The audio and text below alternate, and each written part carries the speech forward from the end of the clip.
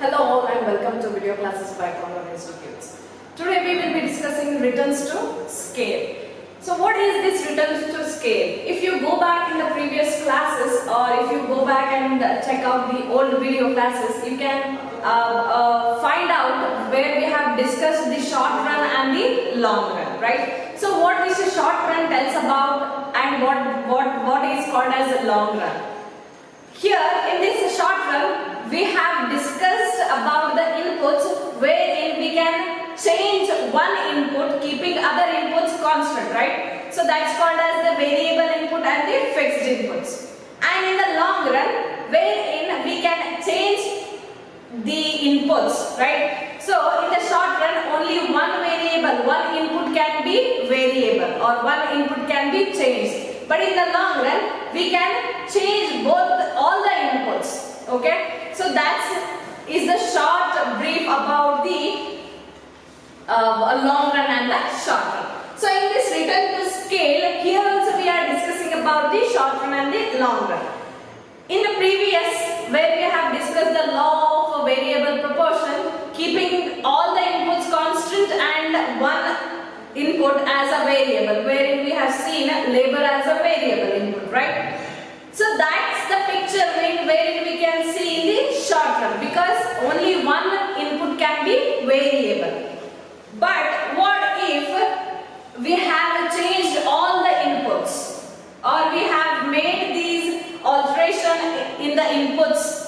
That comes under the long run. So there is also a situation or there is also a form wherein they will be looking for changes in the inputs.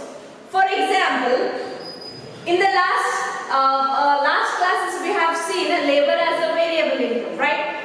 So think if a company wants to change capital also.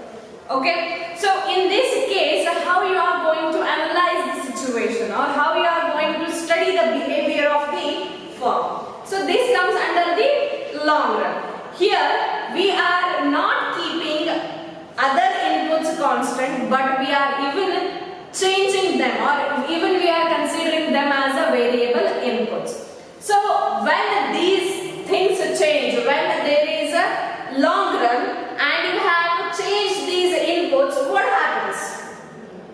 This is the Q, this is the function, okay, this is the production function wherein we have seen Q and the function of X and X1 and X2, right? So Q represents the output of the firm, right?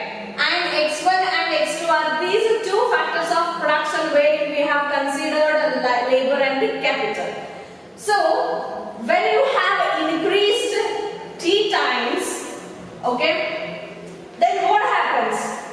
You have seen that the equation has been changed, right? Because here when you have changed both the capital and the labor and you have changed T times, you can see that has been affected on the quantity also, which we have been changed with the T times of the function of effect factor 1 and factor 2, right? So these are in the returns to scale. We understand three kinds of returns to scale. One is a constant returns to scale, second one is the decreasing return to scale, and third one is the increasing returns to scale. So what are these called as?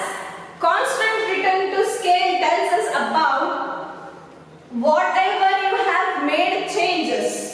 Okay, if you have doubled in the input, then you have to find double in the output also.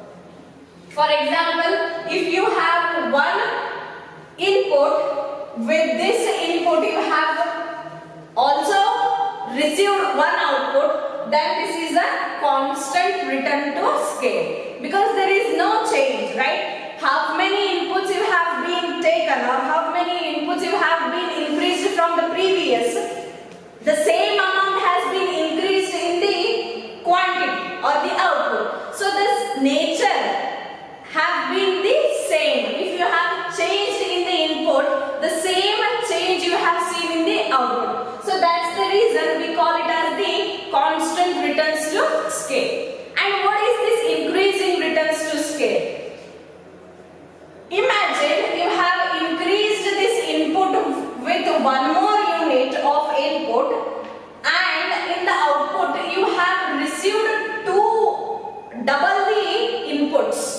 Okay. Then you can see that here you have 2 inputs, but here output has been received as 3, right? It's more than the input. This called as the increasing return to scale. Then the decreasing return to scale is opposite to this. Okay. You have increased input by 1, but what has happened in the output is you haven't got exactly. So what I can say is you have increased input to 1, but you have received less than what you have increased in the input. So that's called as the decreasing returns to scale. So this tells this function, this production function tells us the nature of this constant returns to scale, increasing returns to scale, and also the decreasing returns to scale. So here, when you have multiplied with the t times of the quantity or the inputs with the factor 1 and the factor 2, you can also see that in the quantity you have got the same amount, the same t times in the quantity. So this is called as the constant returns to scale, CRS. Okay. And if you have received increasing returns to scale, then the output will be larger or the output will be greater than the input. Okay. So the production function will be like this. X factor which is greater to F1 and X2 and X3. And if it is decreasing returns to scale, then what will be the equation? Here you can see, just you have to change the sign. The rest will be the same. Why? Because only we have seen the changes in the inputs and the outputs, right? So, the equation being same, only these signs change, because however how you have changed in the inputs, if you have changed t times in the inputs, if you have received the t time of the output, then it is the CSR, which is constant returns to scale. If we have received more than what we have given or what we have put into the inputs, then it is IRS, which is increasing returns to scale. But in the third situation, which is decreasing returns to scale, if whatever we have put into as an input and if we have received lesser than what the inputs have been placed in the production function, then it is called as the decreasing returns to scale. So this is all about the returns to scale. See you all in the next video class.